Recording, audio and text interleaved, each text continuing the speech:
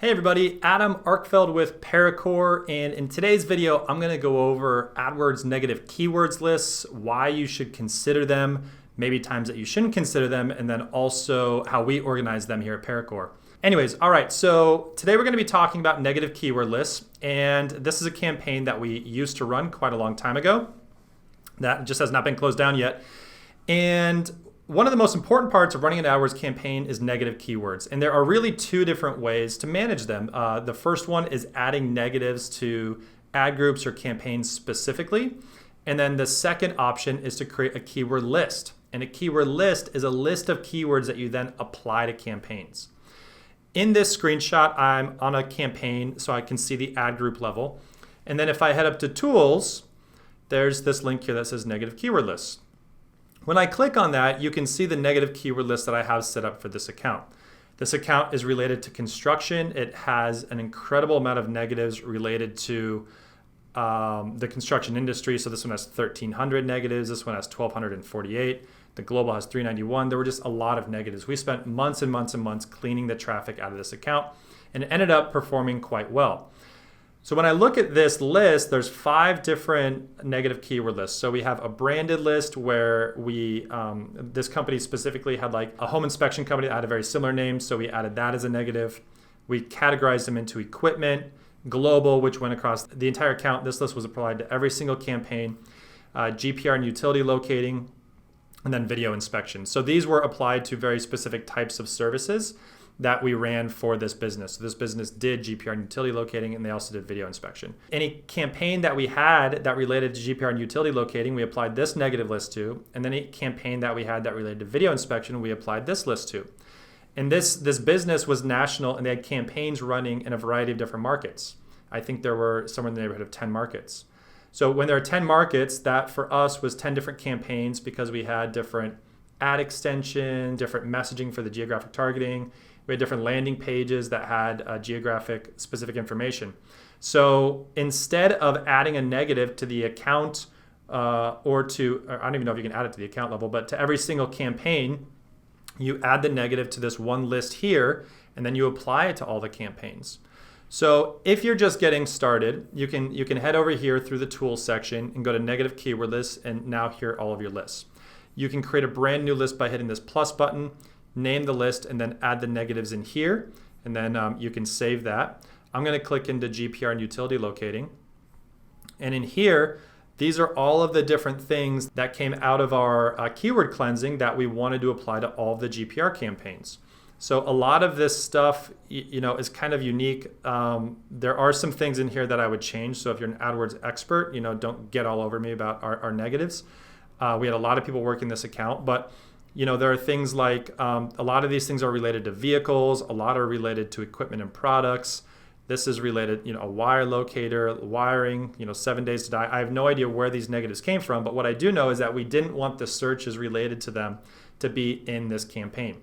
So we added them to this list, and then we applied the list to all of these different areas, right? So we have GPR and locating in Alabama, Arizona, California, Connecticut, Georgia, Iowa. It just went on and on and on.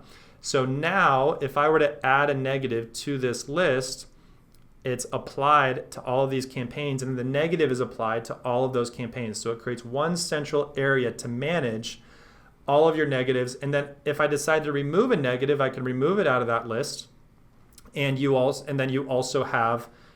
it's removed from all the campaigns. So it makes management way easier on the campaign level. Okay, so those are all the campaigns it's applied to. If I hit apply to campaigns, then they all come up, and these are all paused, so I can choose which ones, and then I can move them over, and then I can apply it.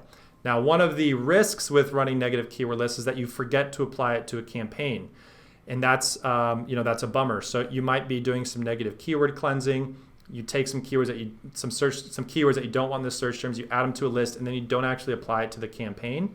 And then you're in trouble because the work that you did actually isn't working. So you need to make sure that you're checking these very, very frequently and making sure that the keywords coming out are actually coming out the way that you want them to, so you're actually cleaning the traffic. Because if you don't apply it to the campaign, you're totally out of luck. All right, so that's what the negative list looks like, and I'm going to show you how to find it now when you're looking at the campaign itself. So if I head over here to ad groups, I'm in a campaign right now, and I'm going to head over to keywords.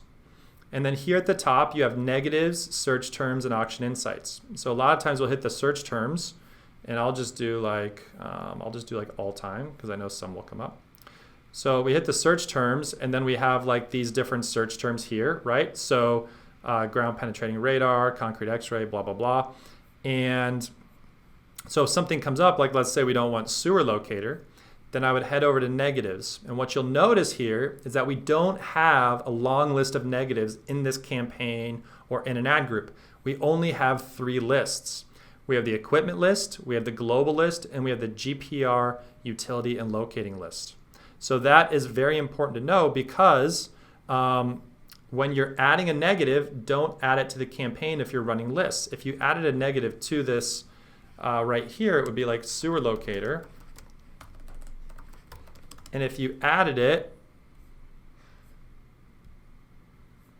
then you would see sewer locator. So this is not what we want. We don't want this type of thing happening here. We only want these 3 lists and then having this here. Now, there are instances where you might want to be adding negatives in the campaign itself. So for example, if you have different ad groups, and there's something just really specific about this one ad group, or you just want to make sure that certain traffic doesn't go into it.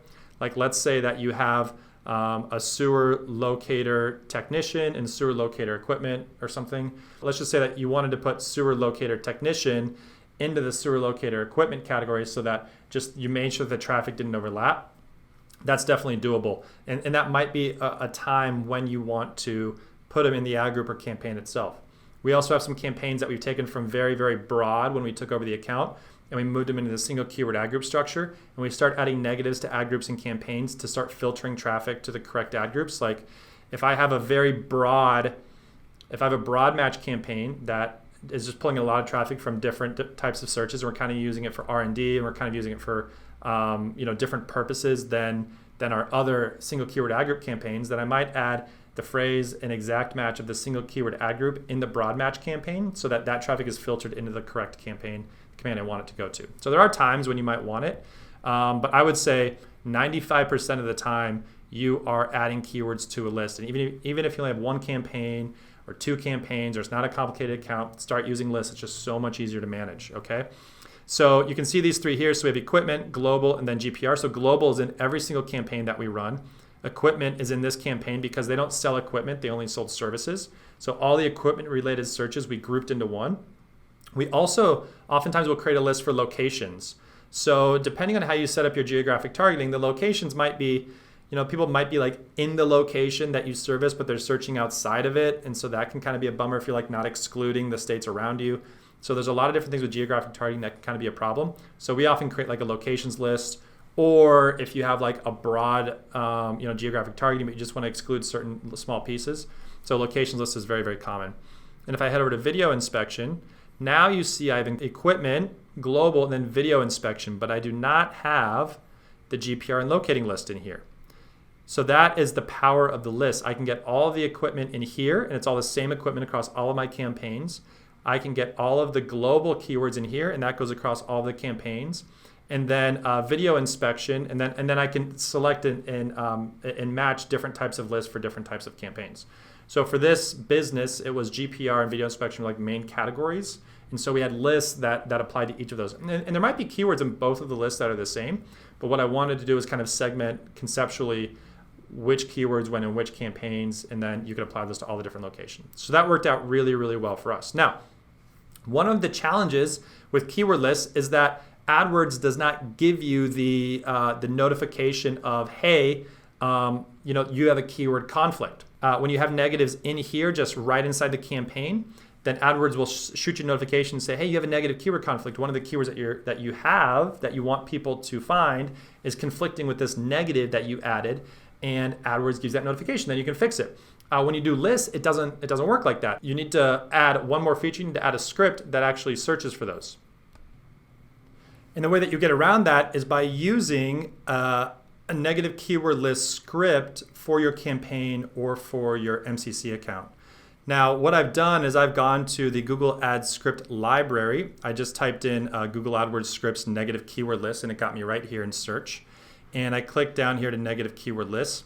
And this says a new negative keyword list and add to the, so construct new keywords, add to the campaign. And then you put in the list name and the campaign name. And then this script will run and it will tell you if there are conflicts in the negative keyword list. All right, so what you need to do is you need to actually add a script to your account that manages negative keyword conflicts through a list. And what I did was I searched for Google AdWords scripts, negative keyword conflicts. This is for a manager account. You can actually click over here to a single account and you add a script to your MCC account. Or if you have a single one, then you do the single one. So what you do is you go through all these different lists and it tells you what to set up. So you create a Google Drive spreadsheet. You put in the spreadsheet URL. You also put in recipient emails, people that you want to receive the email. You put in so then you can narrow it by an account label. So let's say you have 15 accounts in your MCC account. You can label 5 of them saying check for negative keyword conflicts. And then you can provide the campaign level that indicates whether or not the script operates on a subset of campaigns in each account. So what you do is you just copy this source code and then you head over to your AdWords account, your MCC account, you create a new script, and then you change some of the variables in here. So you take your spreadsheet URL from Google Drive and you drop it in. You put in your recipient emails. So for us, this is all of our account managers. We have like a group email that goes to all the account managers. And then we have a label for ours. So we have to add a label to a campaign in order for this to run the script.